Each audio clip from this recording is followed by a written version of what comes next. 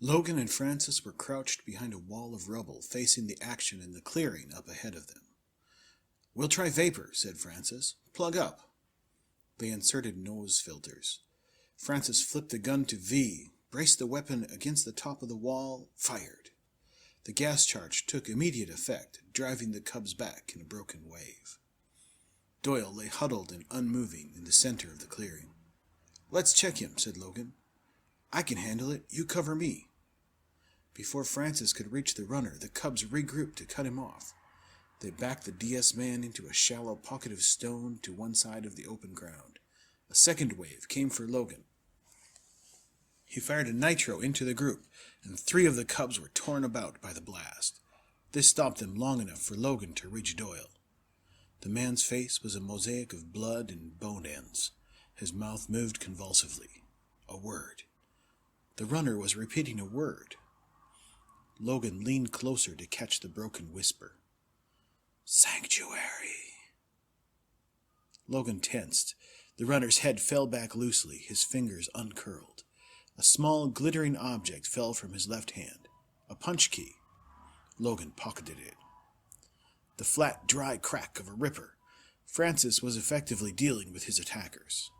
He came into the clearing and stepped quickly to Doyle. "Alive?" he asked. "Dead," said Logan. Francis stared sourly down at the unbreathing man, obviously disappointed, cheated of a prize. Then slowly he raised his gun and fired a blister charge into the body. The dead runner flamed and danced into sudden ash. "Let's go," said Francis. On the way back to headquarters, riding beside Francis in the shuttle, Logan kept his right fist closed against his side. He didn't want to see the flower in his palm. It was blinking. 9. He-Cat prowls the corridors. He stops in front of the gun wall. Logan's gun is still not there. He paces, waits. He hears a guarded whisper not meant for his ears. "Old Francis is on to something," says a voice. "They say the cubs cheated him out of a runner." "That isn't it. He's on to something."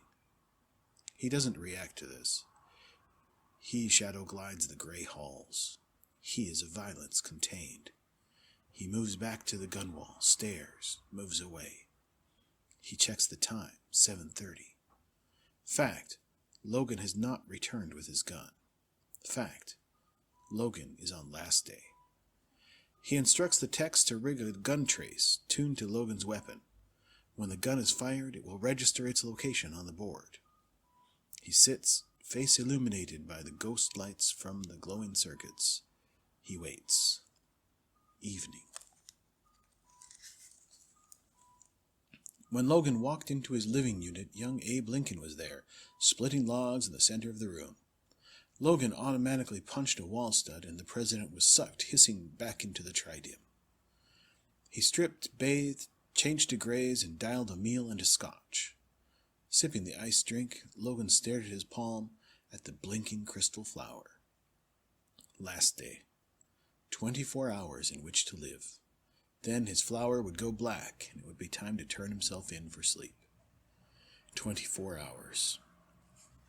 Logan picked up the silver punch key from the bed. Runners say please. Runners say help. Runners say mercy. Runners don't. Runners say don't. But Doyle had said sanctuary. And Logan held a key which might lead to it, to a goal never proved to exist, to a place which could not exist. Not in this world. Not for a runner in 2116. But what if sanctuary were a reality? A place where runners were safe from the gun? What if he, Logan 3, could find it and destroy it in the last 24 hours of his life? His existence would be justified. He'd be a world hero. His life would end in glory. It would be a risk worth taking, and the key to the quest lay in his hand. Do it. Logan walked to the communideck.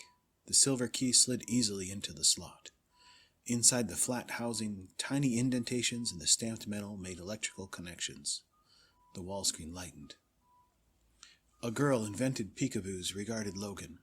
She was perhaps 16, with dead, flat eyes. Her body was slim-breasted and angular. Call back later, she said. I'm going out.